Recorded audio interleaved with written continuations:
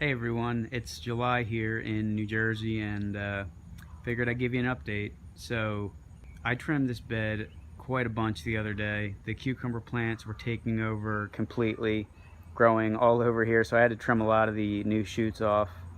And kind of the same thing with the green bean plants, which were over here. Green bean and yellow bean, they were starting to grow off the side of the bed and dying, so I decided to cut out most of those plants to give my pepper plants room. And I left two of the green bean plants in here, so I'm hoping that they start to grow back. And here's the pepper plant, which is starting to produce a lot of peppers, especially on the other side. You can see. And then here are my other pepper plants, which they're still kind of small, and that's because they were getting shaded out. That plus I just didn't transplant them soon enough because I was growing beets and radishes in this bed, so I really got to get my timing right. I'm learning that slowly with every plant and the different seasons, the cool weather, warm weather. So it's taking some time. But this is my biggest pepper plant, the Poblano, which has one big pepper on it down there. And I think this one is, I think it's got to be the Douce de España or whatever that one was that I got from the seed packet. And the cucumbers are coming in heavy. This is a lemon cucumber actually. And so this plant is producing a lot of these yellow ball-shaped cucumbers. And they have a really kind of a sharp edge to them that you can kind of see there. Just like spiny, prickly things. And the regular cucumbers have them too, but these are a little bit sharper than the regular cucumber. Here's another group of them.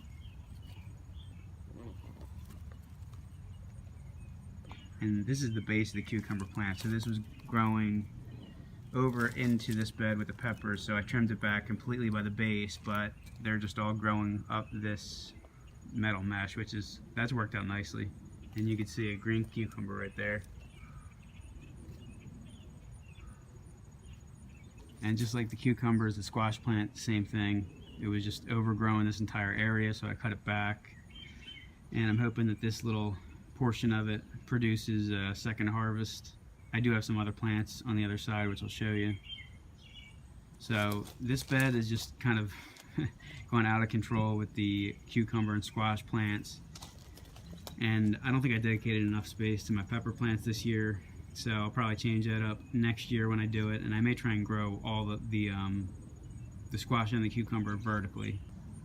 This bed with the kale and the Swiss chard is not surprisingly doing great, so I expect this to continue. I have gotten a lot of bugs and caterpillars, worms, whatever, eating the kale plants and actually some of the chard plants, which is a first for me. But I mean, there's just so many leaves that it's not hard to find some good leaves or just wash them off if I want to eat them. And over in the other bed I got my tomatoes. So this is the cherry tomato plant, and this is definitely my best one, which is the same as last year. I had a husky cherry tomato plant last year, which did better than pretty much all my other tomato plants, and same thing this year. So apparently cherry tomatoes do well with my soil.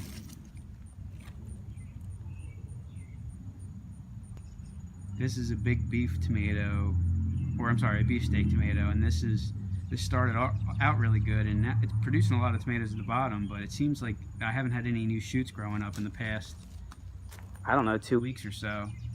And even the ones up here, it's like they're starting to produce the new fruits, and then they just start dying off, like browning. So I don't really know exactly what's going on with this plant and how this is going to look in a month. Right now, I do have a ton of tomatoes ripening on this plant. I probably have about 10 or 15 that are pretty big sized, maybe half-pounders, that I'll be able to get off this one. And I'm going to either make sauce with it or dehydrate a few batches of it for sun-dried. Well, sun-dried like tomatoes that are not dried in the sun. In this corner I got the Roma Tomato plant, and this is also doing well. This is kind of hard to even get a look into the inner part of the plant. You really got to cut away some of the leaves or get your hands in there, but I mean, you can see the batch ripening down here. So this plant definitely has a lot of tomatoes on it. I think more than I probably even no, because I'm just letting it grow. And I mean, the positive is I haven't really been out here that much trimming compared to last year. I was out here like every day or every other day doing something, even if it was just like 5 to 10 minutes worth of work. I've only been out here maybe 2 or 3 days in the last 2 weeks. And most of the garden's been doing well. The one that hasn't was over here, this plant, which this was my yellow pear tomato plant, and for some reason I got the first batch of tomatoes off of it and then the plant pretty much just died. Every branch just kind of started rotting from the inside, so I don't know. I haven't really looked into that to see what happened, but right here, this is a cutting from the other cherry tomato plant right over on this side. So, and I think I showed you this in the last video. I was going to give this away, but I ended up needing it once the yellow pear tomato died. So I think, and given, I mean, this is already producing fruit, and given how well that this cherry tomato plant has done, I'm assuming the cutting from that plant is going to do just as well, and hopefully won't die like the yellow pear. Over here in the herb bed, pretty much everything here has done well without much maintenance at all. And you know, the one positive that I did this year is I just planted out 2 or 3 of each plant versus just one, and it's filling up the space. So I mean, because I haven't watered it, and this one actually had a lot of wood that was rotting inside in the soil, so I think that in itself acts like a sponge and holds water. But I haven't needed to water this much because it's completely shaded. It doesn't really get bothered that much by the hot sun. So I mean, over here I got the basil, which I'll show you when I go over the other side. This is lemon verbena and parsley, and the parsley is starting to get attacked by these worms, which I believe these are the state, or this turns into the state butterfly for New Jersey. I forget what they are. I looked them up last year because I got a bunch of them on my parsley plant last year.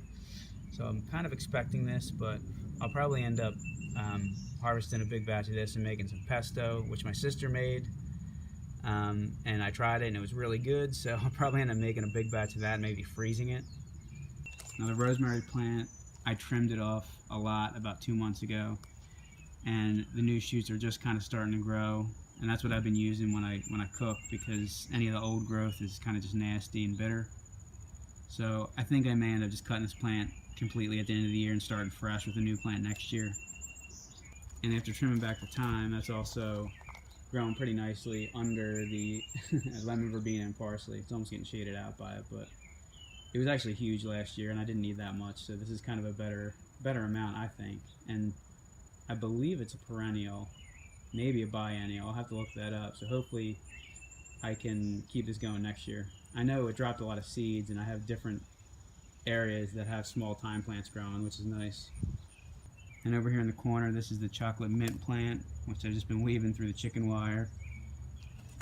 And here's the basil, which this was actually growing really tall, and I trimmed off a lot of the seed heads.